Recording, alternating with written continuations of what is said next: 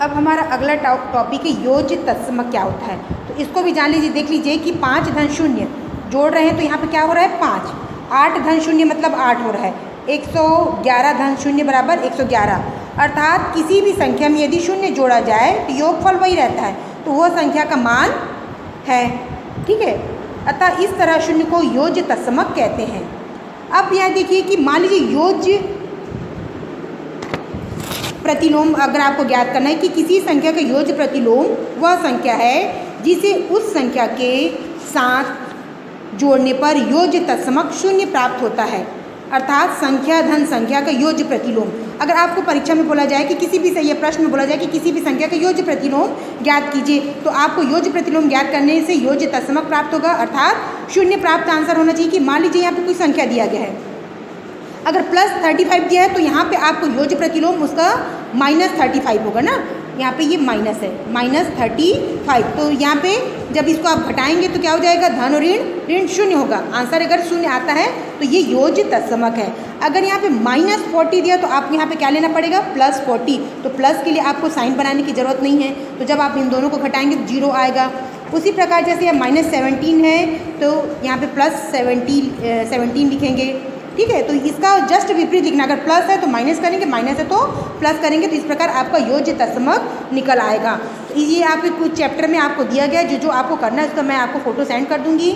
और इससे संबंधित कुछ वैदिक गणित के कुछ प्रश्न हैं, तो जब मैं 5वीं का वैदिक गणित आपको पढ़ाऊँगी, जोड़ घटाना गुणा भाग, तो आपको भी इसको फ़ोटो सेंड करते जाऊँगी, बताते चलूँगी, आप उसको अपनी कॉपी में करेंगे। इसलिए अभी इसको मैं नहीं बता रही इसमें। अब डायरेक्ट हम करेंगे क्या, ये देख लीजिए, इसमें भी सब गुणा वगैरह जो दिया है इसको मैं आपको वैदिक गणित में ही बता दूंगी।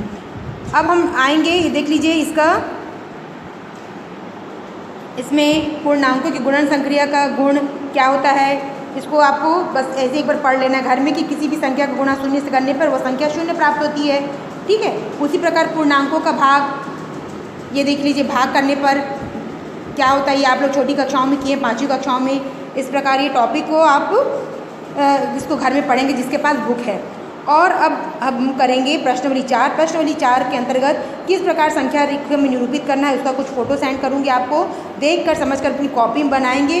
और कम से कम मैं उम्मीद करूंगी कि सभी बहन कुछ रिप्लाई किया करें कि दीदी जी हमारा ये यहाँ तक कंप्लीट हो गया, या ये प्रश्न बताइए। आप लोग कोई भी भैया बहन कोई भी रिप्लाई नहीं करते हैं, और आपका जहाँ तक मैं पढ़ा रही हूँ प्रथम फॉर्मेटिव में कॉपी कंप्लीट होना चाहिए। ये महत्वपूर्ण ये जो दिया रहता है जानकारी, इसको भी हमने क्या सीखा, इसको पढ़ लिया करें। कभी भी खालिस्तान और ऑब्जेक्टिव क्वेश्चन जैसे सही विकल्प चुनो में पूछा जाता है। ठीक है, इसको ऐसी है करके मत टाला करें, इसको भी पढ़ना ज़रूरी है।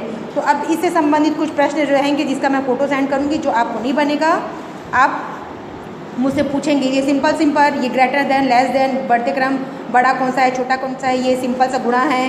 ये छोटे छोटे प्रश्न हैं जिसको आप आसानी से बना सकते हैं। ये भाग है, छोटा सा भाग है।